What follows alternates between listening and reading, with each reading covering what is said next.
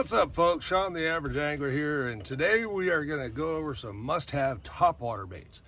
It's that time of year as we're getting into summer, water's heating up, the fish are getting hungry, and there is no funner way to catch them than on topwater. So I was thinking, and actually I'm getting ready for a tournament tomorrow, so I wanted to share with you guys some of my thoughts, some of my favorites, some of the things I like to throw.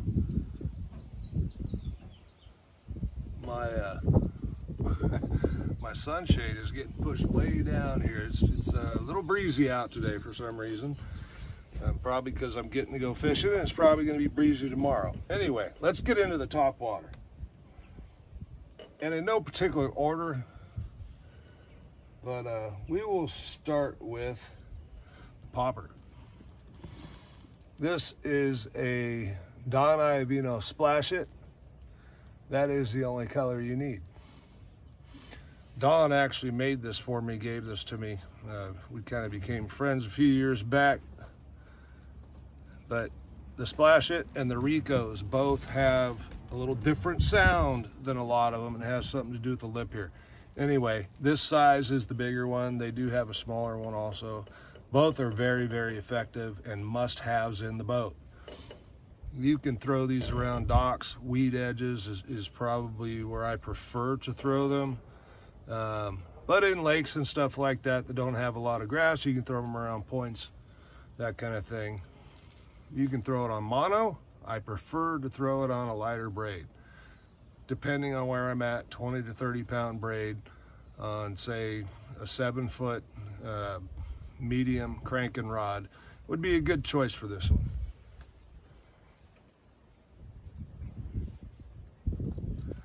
Next, we're going to look at some sort of prop bait.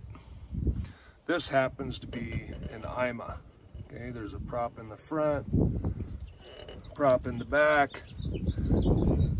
There's many ways to fish, but I'll generally do small pops. It just gets the blade spinning and then it'll come to a stop.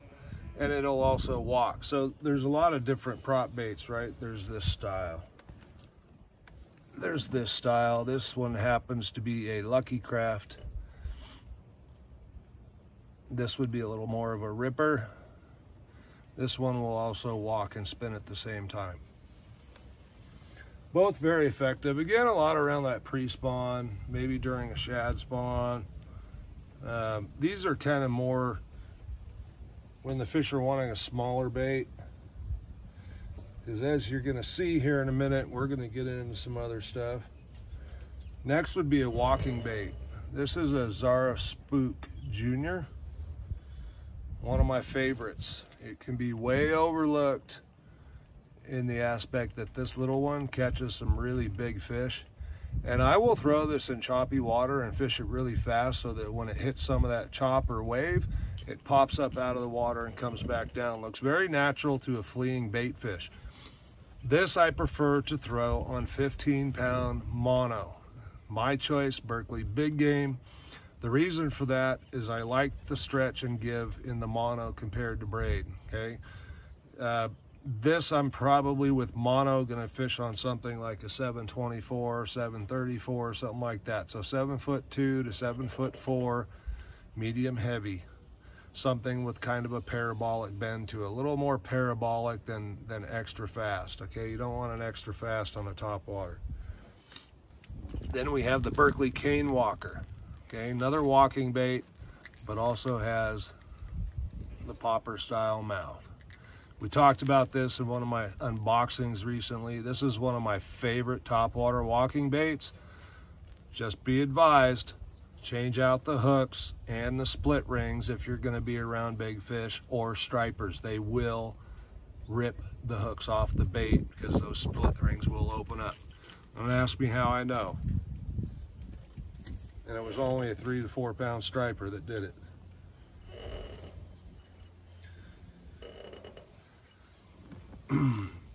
Well, you could call this a prop bait because it's got a prop on the tail there. But this is a pompadour. So it's a walking topwater bait, but more in the fashion of it kind of goes side to side kind of deal. Almost like it was trying to swim with these things, okay? I think it kind of mimics a, I don't know, a bird that's stuck in the water, can't get out. Don't really know, other than that, what to say it would be mimicking. But I can tell you, when they're on this type of bite, it is so fun. And they will just destroy these. But there's other times where you throw it out there where you know there's fish and they won't even react. So this is kind of a niche bait, sort of. When they're on it, you need to have it, and it gets big bites. But that's one I'll always have in the boat. You can make a topwater box and have all of these baits except the last one in one box, and you could have several colors of each, okay?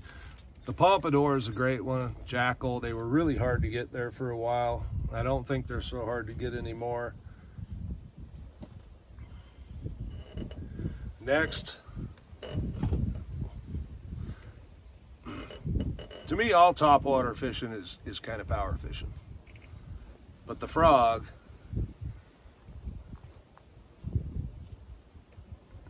is where you can really lay the wood to them. 65 to 80 pound braid, where I'm at. I've heard of people using 50. I've broke 50. And that just kind of depends where you're at, what kind of stuff you're throwing it in, that kind of thing. But the frog, and this isn't my favorite, this is the new Snag Proof, Bobby's Perfect. It's a good frog, but I really like the Spro Poppin' Frog, the Live Target regular frogs, and the Gavacho by Jackal. But the Gavacho hookup ratio is not necessarily the best, okay? They really need to do something about the hook that comes in that frog. I change it out. But, you know, Jackal, come on, man. Put a decent hook in the frog. I mean, the hook's strong, it's sharp, but it's not sized for the frog, okay? So if you get a Gavacho, just be aware that you're probably gonna have to buy another frog that has a bigger hook in it, and then swap the hook out, because the one that comes in the Gavacho does not work. And this is what I'm talking about right here. If you see this hook point, it's near the high point, right? And when you push down, you got plenty of hook there. The Gavacho, when you push down, you have about that much there, and it's just not enough. And that's if the fish bites it perfect. How often does that happen, okay? Not very often. All right, next. And I love fishing with this, is the Picasso. This is a double buzz, okay? The Delta and Clear Lake, there's a lot of big fish around. I typically will put a Zoom horny toad on the back of that. Keeps it up at the top. You can fish it a little slower, and they really like the commotion of the double buzz around here. Now, that said, I have a lot of single buzz stuff. I have one called the Picasso Dinner Bell, which is a single blade, but the blade, as it rotates around, hits on the shaft, knocks on the shaft. They actually have a sleeve that goes over that part to give it the sound, so that you're not beating it on the shaft, on the wire of the bait, which will eventually weaken it, of course. All right. Now, this,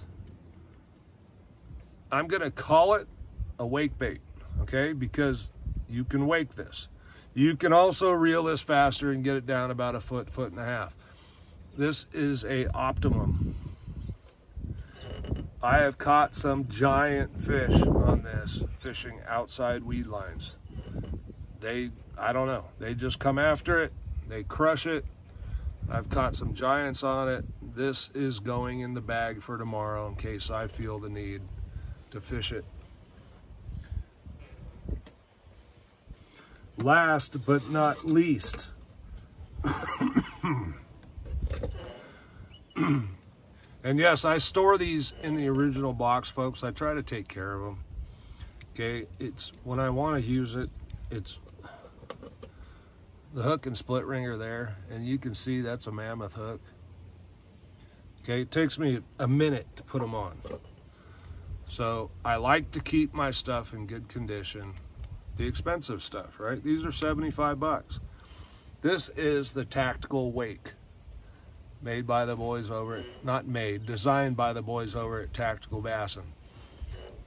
This thing is phenomenal. Very well designed, and it catches all kinds of fish. I mean, 2-pounders, believe it or not, will eat this. And you can see, and I have big hands, it is not a small bait. It is a Tactical Wake 210. I don't know exactly what that equates to in inches, but I know 170 is a 7-inch bait.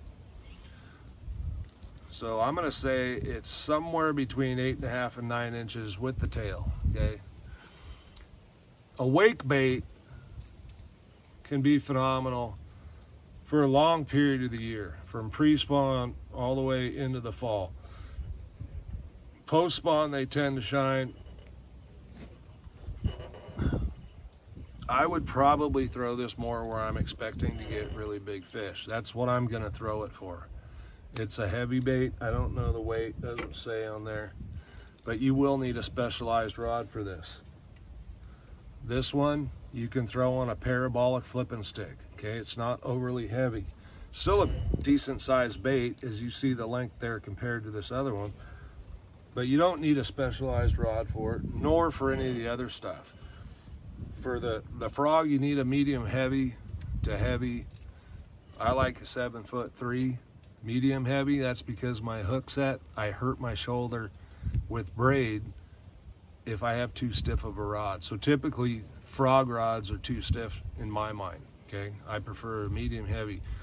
The Tactical Wake I got on sale for $20 off, okay? 75 bucks. I liked $50 better, okay? It was actually $25 off, I guess. I got it for 50 bucks. I bought quite a few of them. These things are awesome. The bill that they put in this is substantially different than any other. You'll see it's rounded. One, it protects the hook so you can run this through wood.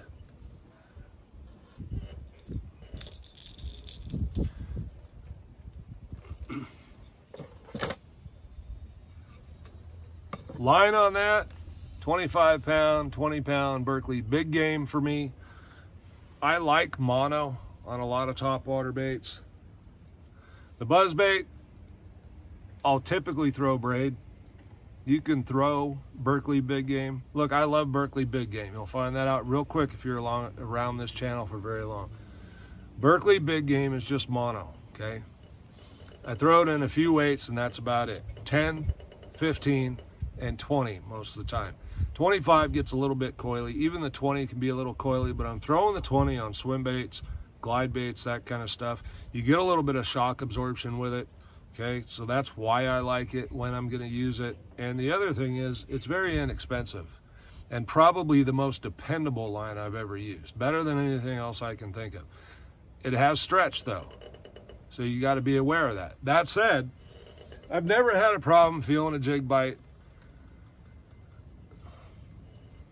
Never had a problem feeling a topwater bite, right? That's because we all see the topwater bite most of the times. Once in a while, they'll slurp it under it. Most of the time, you're gonna see the bite. Berkley big game is a solid line, okay? That's all I'm saying. If you're on a budget, I wouldn't fish anything but Berkley big game. Now, I don't want to get into it further because this is a topwater video. Things like the Splash It, the bigger one, I don't mind using big game, but typically on a popper style, I'm gonna go with braid. The prop baits, braid can get caught in the prop, so mono, a little more effective, or a braid to mono leader. People can go both ways with the walking baits. I've tried it with a leader. I've tried it with straight braid. Most of the time, straight braid works for me. Do I catch the braid with the hooks on occasion? Yeah. If that irritates you too much, you can try putting the mono on there. Walking baits are a great way to catch giant fish also. It is almost summertime. Officially, almost, I believe. Around here, I'm gonna call it summer, even though we still have some fish spawning. The fish in the delta are behind, probably because of the flows. Look for the video. I'm going to video some tomorrow. Hopefully we'll have some exciting action. We are going to throw some top water, but I don't know how much, because like I said, the fish are spawning there still. There's post-spawn fish also, so that's why I say, you know, I'm gonna be throwing a frog, but I believe I catch spawners on a frog. Thanks for watching, folks. Really appreciate it. If there's something you want to learn in fishing, you're new to fishing, drop me a comment down below on what it is you need to learn, and I'll cover you on that. I'll make a video. I'm here to help you guys learn. I'm here to help you catch more fish and share my experience with you. I've been fishing bass for 40 some odd years. Whoa. I don't know how long this sunshade thing's gonna stay up there, but boy, I sure do like it over the boat. I'm sitting out here in the shade. I actually got a hoodie on because